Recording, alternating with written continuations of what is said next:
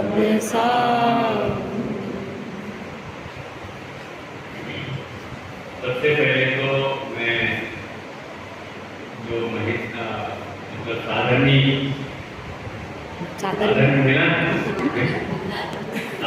मिलन का जो एक बहनों ने जो ग्रुप बनाया है और उसमें जो गतिविधियाँ चल रही हैं मैं बराबर देख रहा हूँ, समझ रहा हूँ तो उसका काम चल रहा है। और उसी में आपने ये भी आयोजन रखा आज का रक्षाबंधन की पूर्व संध्या पर, ये भी अच्छा काम किया और इसका प्रभाव भी काफ़ी अच्छा पड़ रहा है। आप लोगों में तो जागरूकता आ ही रही है, जो कि मुझे फीडबैक मिलता है आप लोगों के ही ग्रुप में जितने लोग हैं उनके द्वारा अच्छा काम हो रहा है। बहुत नए लोगों को भी काफ़ी समझ में आ रहा है और आपकी जो सासू जी लोग हैं उनसे भी कुछ फीडबैक मिल रहे हैं, उनको भी बहुत खुशी है कि उनकी बहुएं अच्छा सीख रही हैं, अच्छा काम हो रहा है। तो एक बात तो मुझे ये कहनी है, अब अभी जो प्रसंग है रक्षाबंधन का और अभी हमारे दो विद्वानों ने इस संदर्भ में काफी सुंदर चर्चाएं की हैं, तो कहने के लिए कुछ बचा ही नहीं। हमारे वीरेंद्र जी शास्त्री जी ने मुंडालू का स्वरूप बताया, मुंडालू की 3 अवस्थाएं बताई, आचार्य, उपाध्याय और साधु। सामान्य रूप से तीनों ही साधु हैं, तीनों ही मुंडाल हैं, तीनों के ही सामान्य रूप से तीनों के ही 1 से गुण होते हैं, 28 गुण तो सबके ही हैं। और उनमें क्या विशेषता है, उस विशेषता के कारण आचार्य होते हैं, उपाध्याय होते हैं, और जो आचार्य और उपाध्याय नहीं होते वो सभी साधु। इसके बाद रक्षाबंधन की बड़ी सुंदर कहानी सुनाई गई हमारे सुधीर जी अमित जी के द्वारा। तो मुझे तो बस यही चर्चा करनी है कि इसमें आपने क्या सीखा इन कहानियों से, और जो प्रसंग चला उसमें आपने क्या सीखा, ये मुझे अभी पूछना है। तो उसके लिए छोटे छोटे प्रश्न, ठीक है। मंत्रियों की घटना से आपने क्या सीखा? मंत्री विधर्मी थे और मंत्री राजा को भड़काते थे।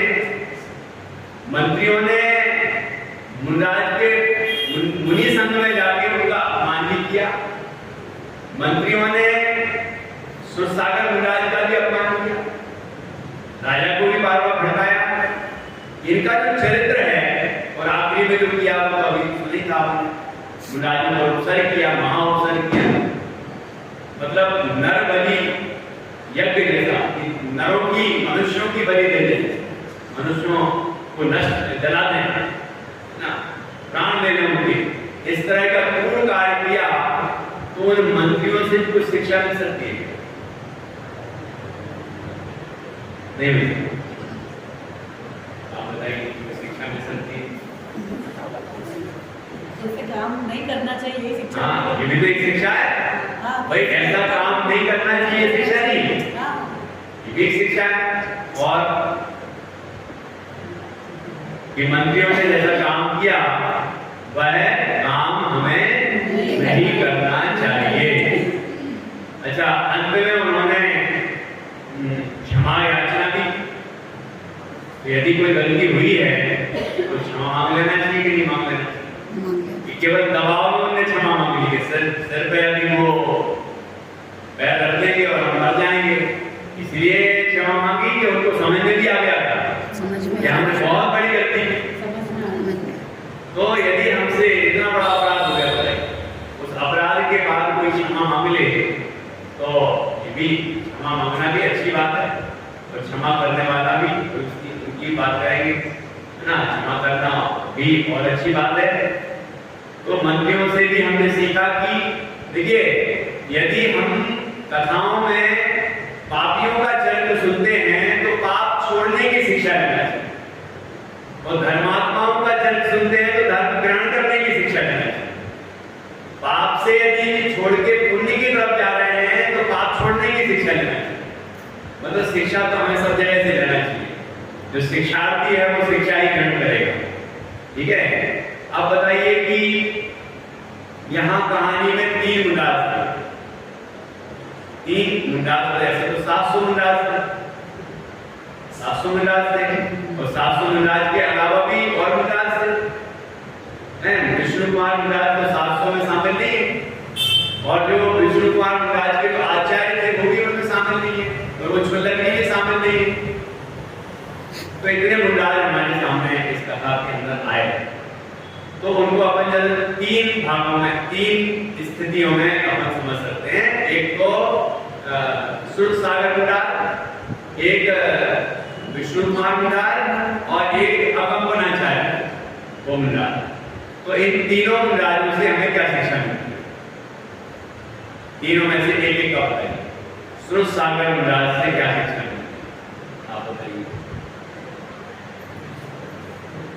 कोशिश करिए, गलत भी होगा तो कोई चिंता नहीं करता, अपन लोग सही करने के लिए बैठे है ना। मान लो उत्तर गलत हो जाए तो उससे क्या होगा ना। यहाँ पर सतीश जी पंडित जी हैं कि जो आपका गिफ्ट देंगे कि नहीं देंगे, है ना। ऐसा कुछ भी नहीं है, ये तो तत्व चर्चा है। तो आप बताएं कि आपने क्या सीखा सुर सागर मुंडाल से?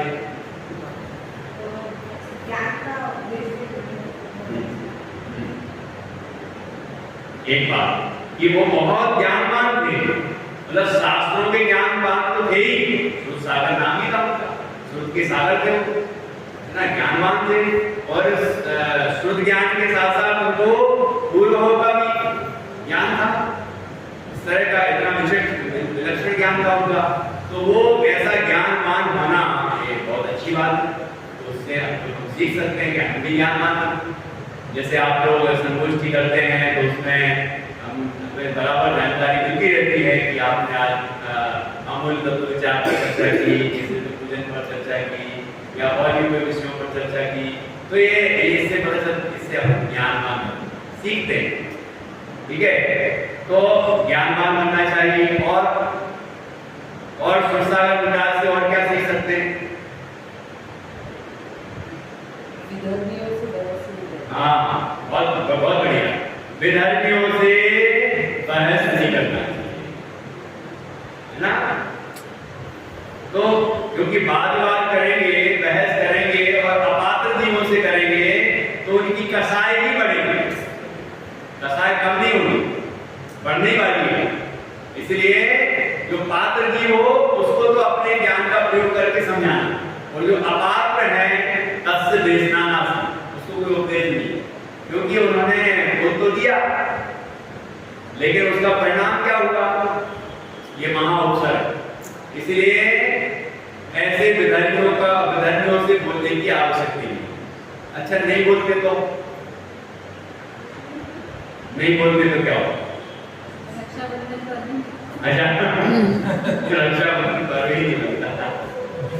तो नहीं बोलते तो अब इसका हम दूसरा पक्ष विचार कर सकते हैं कि वो अहंकारी थे, उनका अहंकार इतना अधिक था कि वो अपने आप को ही ज्यादा समझते थे, मुंडालों का अपमान कर रहे थे।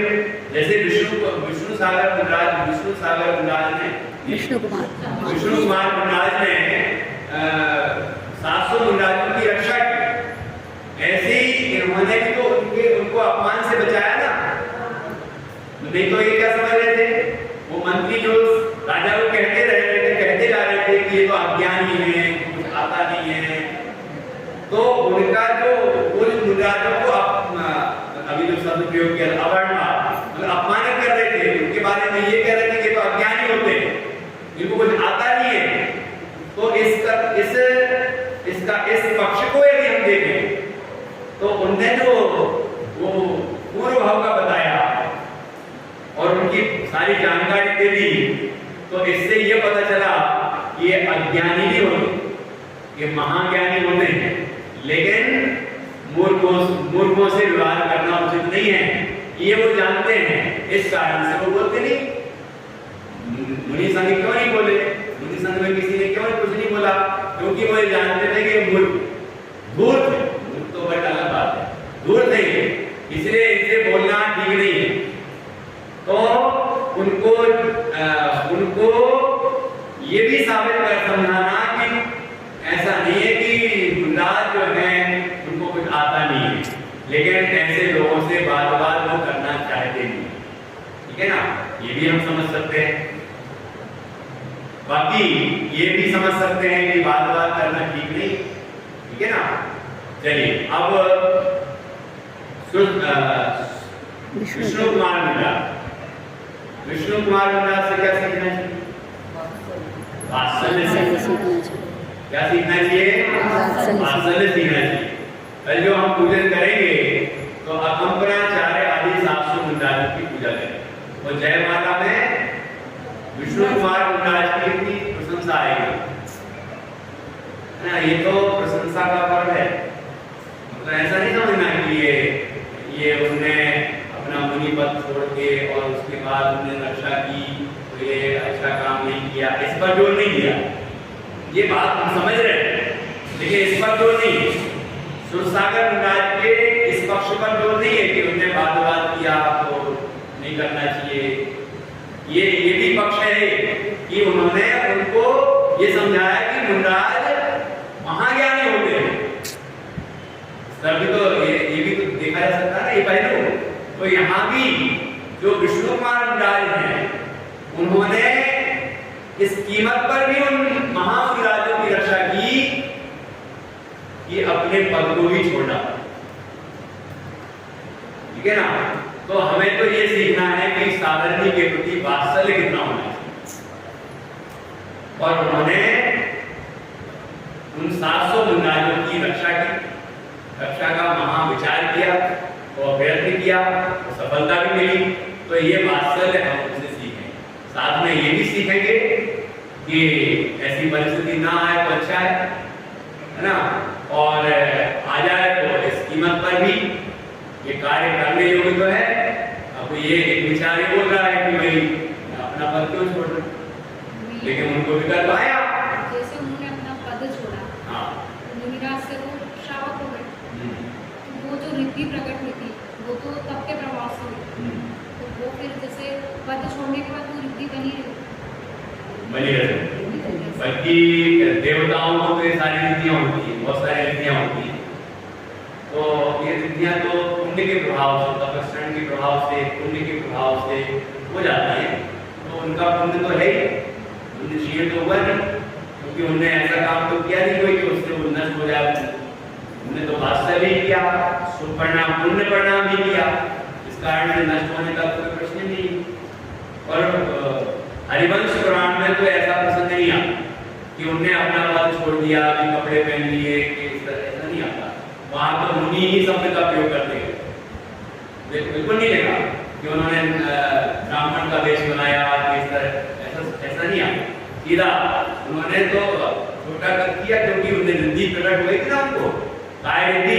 तो काय रिद्धि के प्रभाव से वो अपना शरीर छोटा भी कर सकते हैं और बड़ा भी कर सकते हैं। तो छोटा कर दिया, बामनिया का रूप बनाया और घटना भी बताई, सारी घटना हुई। और उसके बाद जब वो बड़ा रूप बनाया तो वहां पर जो आसमान में, आकाश में विचरण करने वाले 4 निधिधारी मुंडाज थे, वो उन्होंने भी उनको शांत किया। हे मुने, शांत हो जाओ, शांत हो जाओ, इस तरह उनसे कहा, ठीक है ना। तो इस तरह से उनको शांत किया उन्होंने। ये वर्णन हरिवंश पुराण में है, ये पूरी कथा है उसमें विस्तार। तो इस तरह उनको उनका क्रोध शांत हुआ और वहां भी क्षमा कर रहा था। वो जो 4 मंत्री थे वो क्षमा मांग रहे थे, तो उनका भी मन, उनको तो सबक सिखाना था और ये मुनिराजों की रक्षा करनी, मुनिराजों की रक्षा करना ही उनका प्रयोजन था। तो उन्होंने मुनिराजों की रक्षा का प्रयोजन था वो पूरा हो गया। बस उन्हें किसी को मारना प्रयोजन नहीं था, किसी को इस तरह दंडित करना प्रयोजन नहीं था, है ना। तो उनका प्रयोजन तो इतना ही था कि मुनिराजों की रक्षा हो जाए, तो प्रयोजन पूरा हो गया, ठीक है ना। और आखिरी में उनको उनके आचार्य ने दीक्षा छेद नाम का प्रायश्चित दिया। प्रायश्चित है, उसमें क्या होता है कि जैसे मान लीजिए विष्णु कुमार मुंडाज के बाद 100 मुंडाजों ने दीक्षा, 99 मुंडाजों ने दीक्षा, तो अब वो जब उनकी दीक्षा छेद दी गई तो अब वो पुनः दीक्षित होंगे, तो अब वो 99 जो होंगे वो उनसे सीधा, अब वो नव दीक्षित कहलाएंगे। हालांकि उसके बाद विष्णु कुमार मुंडाज भी मोक्ष गए, दीक्षा छेद करने के बाद प्रायश्चित तो ले लिया ना, प्रायश्चित करने के बाद उन्होंने वो अपने स्वरूप की साधना की, आत्मा में तल्लीन हुए और उनको मोक्ष की प्राप्ति, ठीक है ना। अकंपनाचार्य आदि भी मोक्ष को प्राप्त हुए, तो मोक्ष को तो वो ही प्राप्त हुए, तो इसीलिए हम उनकी पूजा करते हैं, उनके वात्सल्य भाव की प्रशंसा करते हैं। और उन्होंने जो अंत में जो पुनर्दीक्षा लेके और जो आत्म साधना की महान प्रदर्शन किया और मोक्ष की प्राप्ति की, इसके कारण से हम उनकी पूजा करते हैं। तो इस तरह से ये हमारे लिए कल जो पर्व आने वाला है, ये रक्षाबंधन पर्व, ये हमारे लिए बहुत बड़ा पर्व है, घटना प्रधान पर्व है ये, ठीक है ना। और हमें इसको इस भाव से ही मानना चाहिए कि हम मुंडालों की पूजन करें, उनका उपकार स्मरण करें और ऐसा वात्सल्य का भाव हमारे हृदय में आए, अपने साधर्मियों के प्रति वात्सल्य, साधर्मियों की रक्षा का भाव रहे, तीर्थों की रक्षा। अभी तो अपन ने बस ये देखा ना इतने सालों कि तीर्थों के ऊपर उपसर्ग आए तो उसके लिए रक्षा के लिए सब तत्पर हो गए, तो ये सब हमारा कर्तव्य है, तो ये हमें कर्तव्य बोध कराता है ये पर्व। साथ में जो लौकिक पर्व चलता है उससे भी हमें कोई इनकार नहीं है, उसका अच्छा सकारात्मक पक्ष देखा जाए तो बहनें भाई को राखी बांधती हैं और रक्षा का प्रण देता भाई, ठीक है ना। तो एक तरफ से तो ये कि बहन की रक्षा का भाव आ रहा है, और एक मैं दूसरी दृष्टि से ये देखता हूँ कि उसको ये भाव आ रहा है कि ये बहन है, तो उसके मन में बहन का भाव आ रहा है और अपनी धर्म पत्नी को छोड़ के बाकी तो सब बहन है क्या नहीं, तो ऐसा भाव आ रहा है तो ये अच्छा भाव है नहीं। तो इस तरह से ये भाव तो अच्छा ही है, और हम यदि पहले तो अपना जो धार्मिक पर्व है उस दृष्टि से मनाएं, साथ में लौकिक पर्व मनाते हैं तो उसमें भी कोई इनकार नहीं है, उसमें कोई बुराई नहीं है, वो तो एक अच्छी भाव है। और हमारे यहाँ रक्षा सूत्र भी होता है, रक्षा सूत्र कोई बात कर आगे कहते हैं, रक्षा सूत्र तो सभी को मान सकते हैं, तो सभी रक्षा का भाव करते हैं, धर्म की रक्षा का भाव, साधर्मी की रक्षा का भाव, ठीक है, एक दूसरे की रक्षा का भाव, सब रक्षा का भाव करते हैं। ये एक सामान्य व्यवहार है, और यदि निश्चय से देखा जाए तो सब स्वरक्षित पदार्थ है। समय सारथी ने कहा है कि आत्मा तो स्वयं रक्षित पदार्थ, उसकी रक्षा करने की किसी को जरूरत है ही नहीं, ठीक है ना। तो हम उस तत्व को पहचाने, जैसे कि अकंपनाचार्य आदि मुंडालों में पहचाना, 700 मुंडालों में पहचाना और मोक्ष की प्राप्ति की, ऐसे हम भी करें। अब तीनों मुंडालों में से पूज्य कौन है? कंपनाचार्य